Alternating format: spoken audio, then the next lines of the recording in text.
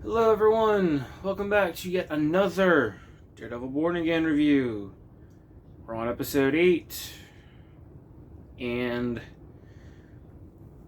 the best way I can describe this episode is probably going to be what I'm going to title this video, which is right episode, wrong season. What I mean by that is, on its own, in isolation, this was a really good episode. I thoroughly would have enjoyed it. I would have thought, you know what, this is awesome. This is one of the best episodes. And I wouldn't be making this video in the same feeling or light or however you'd want to call it. However, we can't view, we're not viewing it that way. If this was a part of season, like I said, season 1, maybe season 2, I would have liked it a lot more. But that's not the scenario. That's not the case that we are dealing with right now. We are viewing it in the context of Daredevil Born Again, Season 1. And viewing it in that context, among the other episodes of the season, the episode really suffers for me. It suffers because it's yet another episode of Daredevil with no Daredevil. Alright? So, up until this point, we're 8 episodes in. This is the penultimate episode of the season. We got one more left. And we've seen Matt in the Daredevil costume 3 to 5 minutes, maybe. And that's a crime for a Daredevil show. Now, I get it. It's supposed to be, he's supposed to be, he renounced it because, he wanted to take a life after his best friend was murdered. Cool, I get that. But we've gone to the point where he decided to put the costume back on. And we saw him fight Muse. We saw him visit the crime scene of Muse's hideout, whatever you want to call it. And then we saw him fight Muse, where he got shot by Heather. That's it. So that's really, really disappointing. The episode on its own it's not, like I said, it's not offensive, except it's just that one issue. And I apologize if I'm like messing with my eyes and my nose is all, because I'm dealing with allergies right now, so please bear with me. But this episode, it's been annoying because the last 2 episodes I've enjoyed the Vanessa and Fisk stuff more than the Matt stuff, and it shouldn't be that way. I mean, this episode again, basically it starts off, we pick up with Heather's back from the hospital. She's home, recuperating and stuff. She's getting ready for this big ball, gala, whatever you want to say that Fisk is throwing, black and white ball, kind of like his inaugurational ball, I guess you could say. And he invites Heather because she was their couples counselor, therapist, whatever. And of course, Matt reacts as you'd expect Matt to react. He doesn't like it. He gets upset. And Heather's the whole scene, even before Fisk shows up, is just her basically, again, like the previous episode, she's dressing him down. Because even he's saying, she goes on the whole thing again, you're being distant and all this stuff. And he's talking about, how she felt bad for killing Muse, and Matt's like, well, you were defending yourself. You shouldn't feel bad, but she's still kind of shaking with that. So the scene starts off like, all right, cool, I can, we're going somewhere. But then she goes on this whole, anti-vigilante, Daredevil's terrible tear, and it's like, lady, had it not been for Daredevil, you would have been dead. You would have had no chance to get the gun and shoot Muse. And even if you did, by the time the police got up there, you would have bled out. They even said Daredevil, or somebody, stabilized her. Because she passed out after she killed Muse. So she comes across as really ungrateful. And then the whole scenario, and she's, Matt's trying to tell her, this isn't good. Because he tries to pry out of her, Fisk's your patient, isn't he? And she's, I can't tell you that, attorney-client, or not attorney-client, but, therapist-client confidentiality, same essential thing. And so he kind of gets annoyed with that, which is understandable. And he obviously knows that it's Fisk. And then when Bonk shows up to give her the the invitation, he's like, oh, really, this Fisk? Like, how did Fisk know that she was here? And all this, that, and he goes, this isn't good. You understand this means he's in your life, and if he's in your life, that's a bad thing. And she's basically trying to act like he's all full of it, and he doesn't know what he's talking about, and after how he's been acting, why should she listen to him, which I get on the one hand, because, he has been kind of obviously, scatterbrained and all over the place. He's Daredevil, she doesn't know that, so she just kind of thinks that he's just off doing whatever. But obviously, as a viewer, it's kind of annoying. And she just does it like the whole episode, and she's basically trying to get him to go, and he's like, no, I'm not going to go, plus I wasn't invited, and then it says, oh, for Dr. Glenn and a guest. She goes, all right, cool, fine. So, while that's going on, he goes to the law firm, and he is, because while the episode actually starts out, we see Ben Poindexter, aka Bullseye, in jail, and he gets moved from like his maximum security to basically just being, with all the other inmates, and he's not going to last more than a few days there.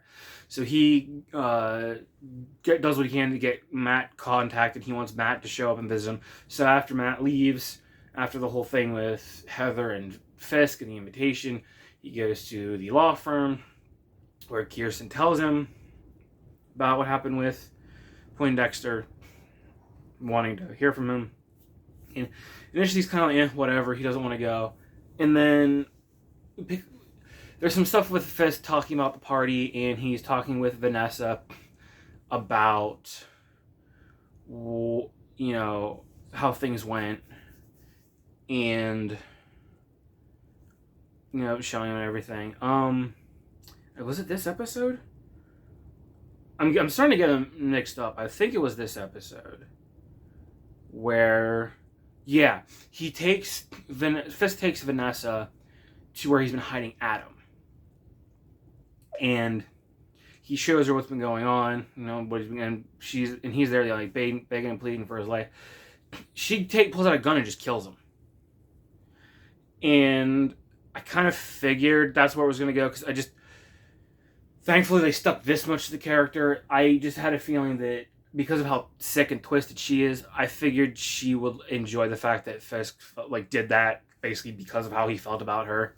And he basically, after she killed Fisk says to her, I'll never leave you again. She goes, I know. So basically, oh cool, we worked everything out. Which I'm like, it works for them, honestly. I was like, all right, cool, we don't have to deal with any of that other crap. And, they're on the same team again. Awesome, love that, great. Which for the last couple episodes, it being gone, while it didn't work, it kind of made no sense narratively. I was okay with that. So we go back to Matt. He visits Bullseye. And before he goes to visit Bullseye, he goes to basically see Josie at the bar. And Sherry comes over and they're talking. And they get to talking about the night Foggy died, and he was having, she pulls out the one, I can't remember what type of alcohol it was off the top of my head, that Foggy would always, drink, like the celebratory drink to when they would win a case or whatever. And she goes, here, let's finish this for Foggy, because he didn't get to that night. And Matt said, well, he wasn't drinking that. She goes, yeah, I'm pretty sure it was. I've run this, bar for how long. I know what my customers order. And Matt starts remembering back to it, and he realizes, wait, Foggy knew he was going to win the case. He was celebrating prematurely. And that's why Bullseye did it. Someone came to shut him up. So he then decides to go visit Bullseye, and when he's there, Bullseye basically just trying to, he's, Matt's pressing him, who ordered you to kill Foggy? Why did it? Was it Fisk? And Bullseye just basically, toying with him the whole time.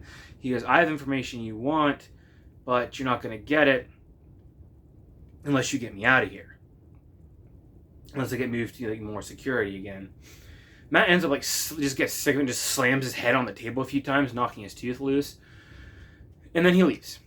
So he then goes, Matt goes off, goes to get ready for the ball, I would imagine. Because we see Bullseye then, he's getting patched up after, because Matt calls the guard and says, he starts slamming his face on the table, which was like, okay, Matt, see how you doing. The guard, doctor or whatever, he shows up, tries to patch him up. Bullseye is able to basically dislodge his tooth, and he spits it in the guard's face, basically blinds him. He unstraps himself. He picks up, I think it's a pair of like the surgical scissors or whatever, and he kills both of them, makes his way out. He steals the guard who he killed's outfit, basically gets out, gets on the bus, and he's gone.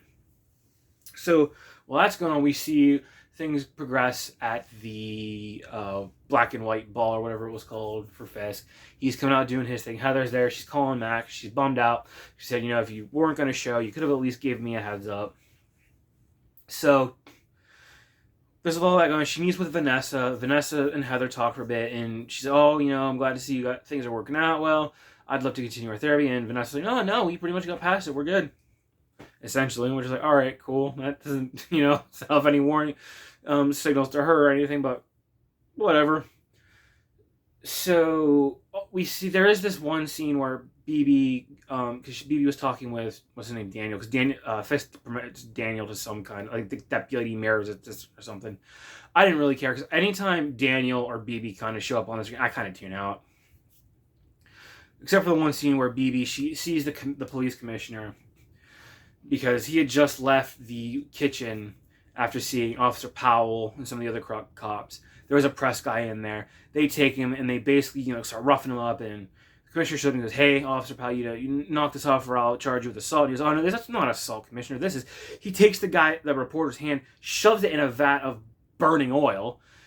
And Powell looks at the commissioner and says, "I don't answer to you anymore." So the commissioner just leaves. And before he leaves, he gets stopped by BB, and BB's talking to him, trying to get information about what's going on. And he goes, "I liked your stuff." Basically, something the fact, I liked your stuff. When did you become except for that, that piece on, the Muse killing? We all know it was Daredevil. When did you basically become? I'm paraphrasing, but when did you become Fisk's lapdog? And she goes, "I'm not. I was doing that to kind of get like close and whatnot. Why do you think?" And he goes, "You do realize, harkening back to season 1 of Daredevil, that Fisk was, the prime suspect in your uncle's killing." She's, "Yeah, why do you think I'm here?" So they basically kind of talk for a little bit. It feels a lot like Karen and Ben from season 1, like they're trying to do that, but not as well. Not as interesting characters. One's really annoying, and BB and the commissioner's like, whatever. So basically, after that happens, there's a little bit more of, Fisk and Vanessa. He ends up finding out one of the other, higher-ups, because you can see, some, the higher-ups that he talked to earlier about trying to get his port project funded. They were kind of giving him, attitude and whatnot. They had a very different change of tune. They're acting very scared of him, which kind of leads you to believe that he's got some things on him. He ends up pulling the one guy he talked to, who he guessed was a vigilante at one point in his life, called the Swordsman. And Fisk basically tells him, "I know what's going on. Knock it off and play ball, or we're gonna have an issue." He goes, "Oh, is that a threat?" He goes, "No, more like a warning," harkening back to the earlier scene from the prior episode. And basically, when the guy leaves, Fisk has his men catch him and rough him up, probably kill him. And then it's about right after that where Heather is kind of on her, and Matt shows up. They kind of have an argument. Matt's listening into what's going on with Fisk and the swordsman guy and a couple other people, and he's kind of tuning out. And the whole time Heather's just yelling at him, getting on him, which again, it's understandable from her point of view, but as a viewer, it's kind of but he's Daredevil, so I'm kind of iffy about it. So then he starts hearing what's going on with Fisk and everybody, and Bonk comes up, tells Fisk, "Oh yeah," because they got word about what happened with Bullseye. He goes, "Yeah, Benjamin Poindexter's escaped." And Vanessa gets all she hears that, she gets all flustered and runs up to him, and Matt can hear her heartbeat, and he realizes that, oh, it wasn't Fisk who put out the hit, it was Vanessa. And she probably is the one who had him move, trying to get him, so Wilson didn't find out. So Matt, it's kind of a cool scene. The rest of from this part of the episode on, I really enjoyed it, because Matt kind of he tries to get talk Heather down a little bit, and he goes, "Here, I'll tell you, you can talk later, but for right now, I need you to lead. Let's go," because he wants to confront Fisk, and she's like, "No, what are you gonna do? You can't just confront him at his party." And she goes, "Oh, watch me, come on." He goes, "Matt, you can't do this. You're crazy." And basically, he says some kind of, I can't remember exactly what it is, but they basically go from them chatting. He goes, "All right, we're gonna figure this out, but one thing first, you're gonna have to lead." So he takes Heather and starts dancing right after Fisk and Vanessa start dancing. It's kind of like the first dance of the, like the mayor and the first lady. So they're dancing, and then Matt and Heather cut in. And they swap dance partners. Matt's dancing with Vanessa. Heather's dancing with Fisk. Fisk starts, talking to Vanessa about, Matt is like, why your boyfriend has such a soft spot for vigilantes and this, that, and the other. And while that's going on, we cut to Vanessa, kind of intercut between the two of them. We hear Matt and Vanessa talking, and Vanessa's playing dumb the whole time, but Matt goes, yeah, I know it was you who moved Poindexter, because I know you're the one who hired him to kill Foggy Nelson. How does that feel? Does Fisk know about this? And Vanessa kind of gets him back. She goes, does Heather know you're Daredevil? And I was like, yeah, you didn't really think that through, did you, Matt? But kind of plays into that whole, man without fear thing. It's not just when he's Daredevil, but he kind of is not really afraid of her. Like anything, he kind of just goes for it a lot of times when he really shouldn't. He doesn't think a lot of times when he should. So they're dancing, and it builds up and builds up and builds up, where it gets to the point where, it almost looks like Matt's secret's going to get blown. And while that's going on, we see Bullseye making his way through the building up to the party. He gets up to this balcony with a sniper rifle. He has Fisk in his sights. Matt hears it because of his hearing. He hears, like the tumblers and the inner workings of the gun and everything start moving and clicking and clanking. And he gets in front of Fisk. He gets shot. Everyone starts evacuating, and the episode kind of ends with Heather cradling Matt, who's basically just bleeding from the gunshot, and it ends there. So the end of it was kind of cool, but it was just like how the means of getting there was just, I don't know, man. Like these episode 7 really broke me. Episode 8, I mean, like I said, in isolation, it's really good, but after everything else, it's like another episode without Daredevil. I want to see Daredevil do Daredevil stuff in my Daredevil show. So episode 9, this season finale has really got to bring it. And it's an issue because we still have a lot going on. From like, if you see any of the set photos from the end of the episode or end of the season into next season, we see Daredevil, full suit finally, teaming up with Punisher. So we need to figure out how that's going to go resolved. Matt got shot, so we got to figure out how he's going to get repaired. Is he going to be injured the whole time? We know Matt's with Karen at the beginning of season 2, so we got to see her come back and get introduced. We got to figure out what's going on with this task force and whatnot. We got to figure out what's going on with both of us. We have like all these different plot threads and what's going to be addressed, maybe like wrapped up or set up for season 2 in one episode. So I feel like this episode is going to be like really rushed and really jam-packed full of a lot of stuff, and it's just going to be kind of like sensory overload. But yeah, I don't really have a whole lot more to say. I know it's kind of like similar to the last episode, but it's just, I like this one more than the last episode. Again, it was a very simple episode. I don't know, like it's starting to get to be a chore at this point. I just want to see a good show with Daredevil doing cool Daredevil things. I don't want all this other unnecessary crap. Just this episode, for the first part of doesn't necessarily feel like a filler episode, but there feels like there's a lot of filler in the episode, if that makes sense. I know we need to get from point A to point B in the episode, but it just, with there being 9 episodes, it feels like there need to be a couple more. It does. It really feels like there need to be a couple more episodes, even if just to give Daredevil some more screen time. Something, man. But yeah, that's kind of my thoughts on this episode. I don't know. It's not a great episode. I've said it multiple times already. It's not a great episode in this context, but if it was on its own or in another season, I probably would have liked it more. 6 out of 10 maybe, I guess. But yeah, that's about all I have to say. I don't want to keep rambling and keep saying the same stuff, because I've already been doing that for a decent chunk of this. But yeah, that's it for this one. As always, thank you guys for watching. I appreciate it. It means a lot that you guys actually watch these videos, because I really enjoy making them, even though I might not exactly enjoy going through watching what I'm talking about, but it's still fun making the video and talking. So yeah, that's about it for me. If you feel so inclined, like, comment, and subscribe, and I will be back in about a week with the season finale of Daredevil Born Again, which I hope really brings it. And then I'll review episode 8, and I think I'll probably do like another kind of overall thoughts on the season after that. But yeah, that's about it for me. You guys take care. Have a great day. Peace and love, everybody. I'll catch you in the next one.